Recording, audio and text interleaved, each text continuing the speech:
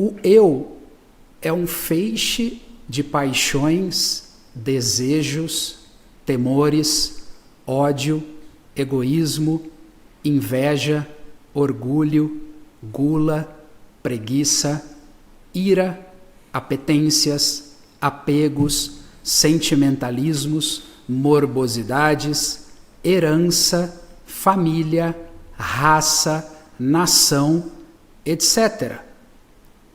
O eu é um molho de lembranças. Todos os desejos frustrados que tivemos na vida perduraram, não morreram. O desejo que tivemos de uma casa, de alguém, de uma posição social, de poder, etc. O eu psicológico é memória que perdura, memória que se reencarna. É um maço de recordações. Quando o homem morre, só ficam as recordações. Estas recordações constituem o eu, o mim mesmo, o ego, os desejos insatisfeitos, as recordações do passado se reencarnam. É por isso que somos escravos do passado. Temos que aprender a viver de instante em instante. O eu é a raiz da dor. O eu é a raiz da ignorância e do erro. Quando o eu se dissolve, fica dentro de nós somente o Cristo interno. Então aqui o Mestre Samael colocou, claro, 3 coisas muito importantes. Uma delas é que o eu é múltiplo. A outra é que ele reencarna, ele perdura, ele é carregado, transportado e, sobretudo, através dessas memórias. E o terceiro é que a dissolução, a eliminação, a desintegração desses elementos é o que faz com que gere espaço e condições para que o Cristo interno, que é o termo que o mestre usa ali, mas que nós podemos chamar de essência ou de alma para facilitar, para que isso tenha espaço para crescer e se desenvolver. Bom, sobre isso que foi lido agora, o que a gente consegue ir extraindo daí para ir puxando?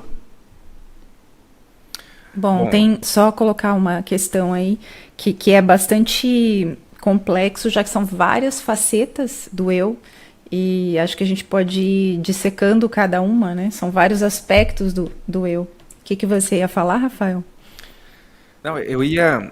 Como nós estamos conversando com um público que conhece a gnoses e outro que não conhece a gnoses,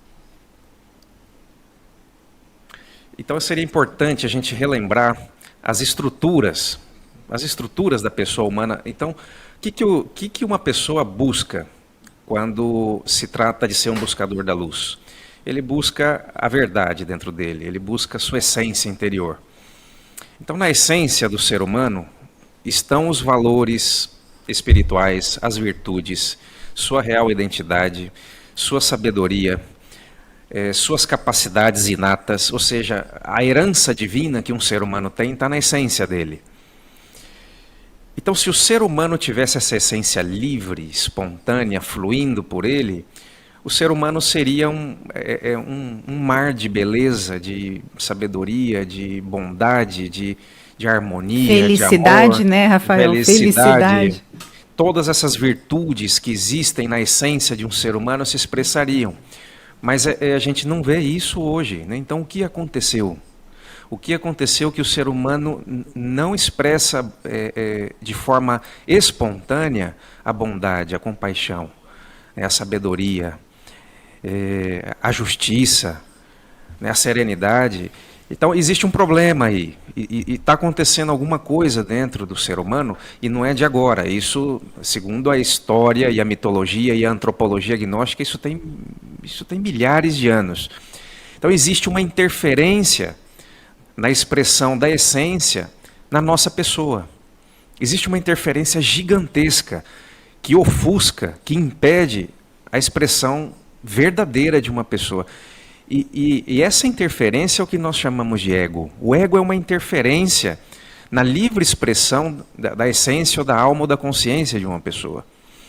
O ego é tudo aquilo, tudo aquilo que interfere na expressão da essência ou consciência, seja o que for.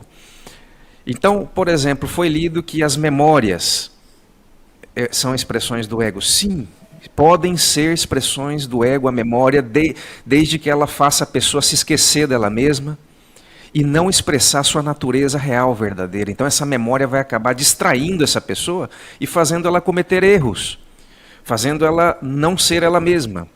Então o ego é um conjunto de defeitos que existe no ser humano, mas um defeito de tipo psicológico, é na natureza psicológica do ser humano que está o defeito. E o que é um defeito? Porque pode ser que um defeito seja defeito para uma pessoa, mas esse mesmo defeito para outra não seja defeito. Para mim isso não é um defeito. Né? Uma pessoa vai lá e mente. E fala, pô, mentir é feio, mentir... E o outro fala, não, mentir para mim não é feio, mentir para mim não é um defeito, é uma virtude. Então, quem está certo? A ambição, por exemplo, né? Muitas pessoas consideram a ambição como uma virtude do ser humano, né? E outras pessoas consideram a ambição como um defeito, um ego, né? Exato. O exibicionismo, né? Hoje em dia o exibicionismo está muito forte, o narcisismo, como se diz, essa vaidade exagerada, pode ser considerado por muitas pessoas uma virtude.